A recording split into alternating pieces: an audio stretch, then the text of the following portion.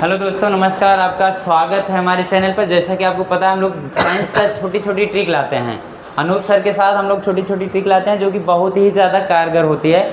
आज हम लोग एक ट्रिक लाए हैं। देखिए, आप सबको पता है साइंस में फ्लेमिंग के दाएं हाथ का नियम, बाएं हाथ का नियम बराबर पूछा जाता है। किस उंगली से क्या क्या मतलब कहाँ किस क्षेत्र पे बल लगता है, कहाँ नहीं लगता है, किस उंगली का कितना योगदान है, ये फ्लेमिंग के जो है दाएं और बाएं हाथ के नियम के अनुसार है। तो आइए अनूप सर से हम लोग जानते हैं कि फ्लेमिंग का दाएं हाथ का नियम और बाएं हाथ का नियम क्या है और किस उंगली का क्या योगदान है। चलिए सर।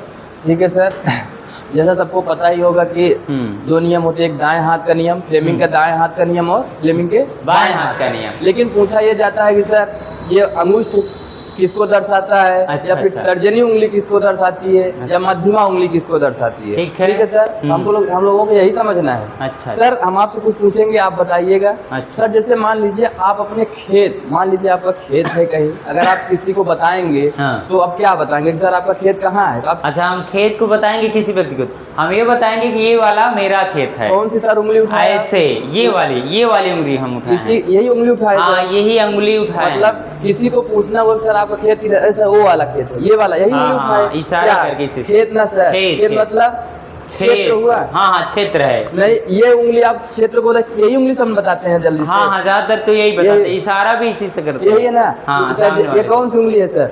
तर्जनी उंगली। तर्जनी उंगली किसको बताई सर? क्षेत्र को। अच्छा सर, ये बताइए 5 उंगली है, सबसे ज्यादा बलशाली उंगली कौन सी? सबसे ज्यादा बलशाली अगर उंगलियों में देखेंगे तो अंगूठा है। अंगूठा सबसे ज्यादा बलशाली है। यानी अंगूठा, अंगूठा का सर किसके लिए?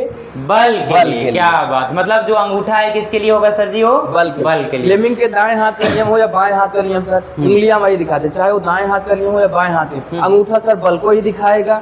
तर्जनी उंगली, जैसे आपने बताया ये मेरा खेत, ये उंगली से आपने बताया ये है, यानी ये क्षेत्र को बताया। और सर ये उंगली बची, यानी ये फिर धारा को ही बताएगी सर। अच्छा, इसको याद ही कर देना है। जी सर। जो बची है मध्यमा किसको बताएगी? धारा को। सर ऐसे ही होता है। ये ऐसे ऐसे उंगली होती है, यानी ये उंगली ज्यादा बलशाली, ये बल को बताएगा। इससे हम किसी को बताते हैं कि हमारा खेत है, यानी क्षेत्र है, ये क्षेत्र को। ये वाली उंगली बची सर, ये धारा को। वैसे ये भी उंगली है सेम, ये बल के लिए, ये क्षेत्र के लिए, और ये वाली धारा के लिए। समझ में आया? हाँ, बिल्कुल समझ में आ गया। अच्छा सर, एक चीज, ये उंगली तो समझ में आ गई सर। उंगली के नाम है कनिष्ठिका, यानी ये कनिष्ठिका, अनामिका, मध्यमा, तर्जनी, अंगुष्ठ। और पूछा सर यही 3 जाता है। अच्छा, पूछा यही 3 जाएगा, लेकिन आपको याद करना पड़ेगा पूरा। अंगुष्ठ, ये 3 उंगली पूछता है। मध्यमा उंगली क्या किसको दर्शाती है, तर्जनी किसको दर्शाती है, फिर अंगुष्ठ किसको। अब पता जैसे चल गया सर, सबसे बलशाली अंगुष्ठ है तो बल के लिए, क्षेत्रीय तर्जनी मतलब किसी को दिखाते हैं अपना, धारा के लिए